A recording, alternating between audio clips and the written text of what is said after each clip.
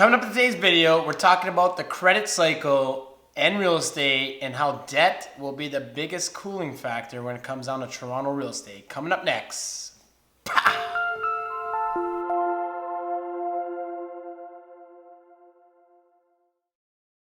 Michael Jacobzak here. Welcome to the channel. Today we're talking about the credit cycle and how debt is the ultimate cooling factor when it comes down to Toronto real estate. Now, like I said, if you're new to the channel, make sure you subscribe, hit that notification button, give it a likes up if you like the video, dislike if you don't, and we love to hear from you, so make sure you subscribe and comment below.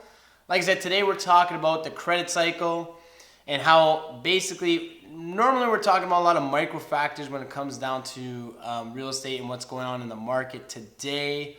And that's with the reviews of month over month and all that. But in the grand scale, you definitely want to be following the credit cycle because this basically relates to the borrowing power and available credit. And this obviously ties into income and all that, and how that obviously affects the real estate, cycle is because bottom line is when money's available, people buy. And when it's not, people can't buy, and all of a sudden, market tends to follow this. So this is on the big scale, the macro scale, something you want to keep in mind at all times. All right, so to briefly go over the credit cycle, like I said, I'm not gonna go into too much depth of the 101 of this. I'll just briefly go over it. Now, the reason why we follow this is, like I said, available money, you follow the money, and demand always goes where the money is. Now, when money is obviously available, credit's available, people will spend it, people will thrive. This typically happens when obviously businesses are thriving, they're hiring more people, wages are going up, and obviously people buy real estate with that because you have available money, population's growing because if you have an emerging market where jobs are thriving, people will leave their markets, come to yours, the demand goes up, and the cycle continues. Now, we've seen this in the oil when you're looking during the boom of the oil. Alberta, people got up and went there, and then there was an influx in the rise in demand. Now, when it comes down to the four categories of the credit cycle, you have recovery, expansion, downturn, and repair. Now, I'll give you some characteristics of each cycle. In the recovery, you have interest rates get cut, lenders are very cautious, credit defaults start to decline. In the expansion, you got interest rates are very low, credit defaults bottom, and then downturn, you have interest rates begin to rise, lending begins to tighten, credit defaults begin to rise, and then in the repair, you have interest rates peak, lending is very difficult, and credit defaults tend to bottom out.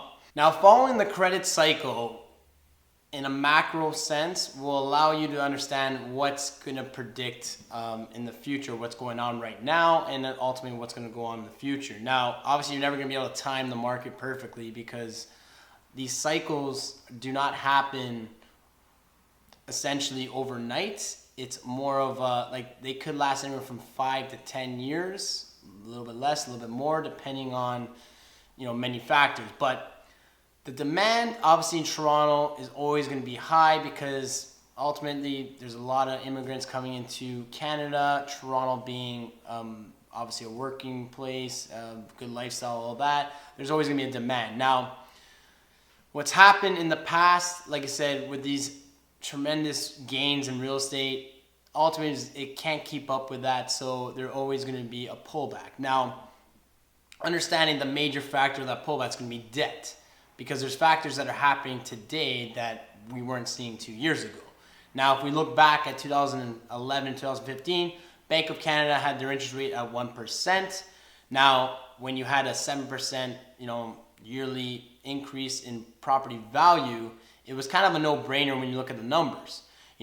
Investors and people could could borrow money at, with a 5-year variable mortgage at 2.6%. And obviously, if the market's going up on average about 7%, it's, the margin between it that you're making your money on. Now, you got to factor in that when people were borrowing, even 100 to 250,000 out of their primary residence to buy these investment properties. Like, it didn't even matter that you need the cash flow, because you knew on the back end when you went to sell, or your equity would grow 5% or whatever per year, it didn't matter, and you're actually making money off of the bank's money, which investors love to do. It's leveraging.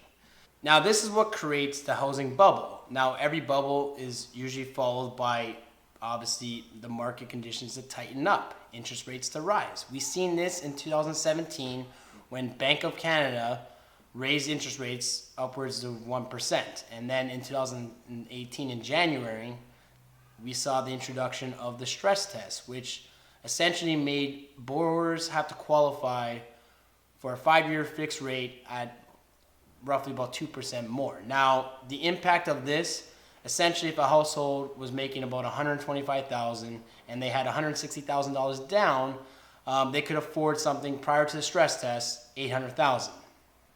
After the stress test, that same income and down payment, you're looking at $625,000.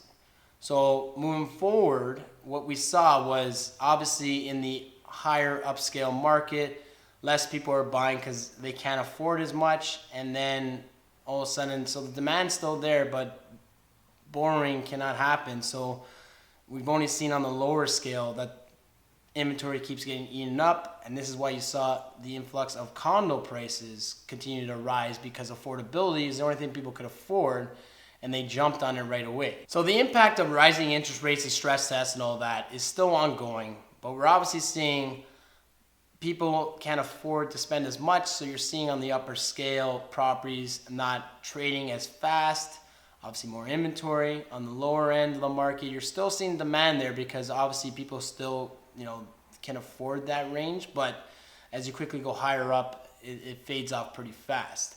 Now, the interesting part is moving forward, as interest rates continue to climb, the strain on buyers that obviously over leveraged and bought into or spending more, and their payments will go higher, it's going to strain their finances, and it's going to continue to slow the market down. Now, obviously, if the market continues to go up, we're not going to see what we're seeing, 7 to 10% all around moving forward, until, like I said, the next cycle begins to weave into the market and change, what's going on with Bank of Canada and all that. So, like, comment, share, guys. This is a factor, like I said, in the macro, you need to keep an eye on where we're at and where we're going to make sure that, obviously, you make some money or make some right choices moving forward. All right, guys, we'll catch you on the next one, though. Take care.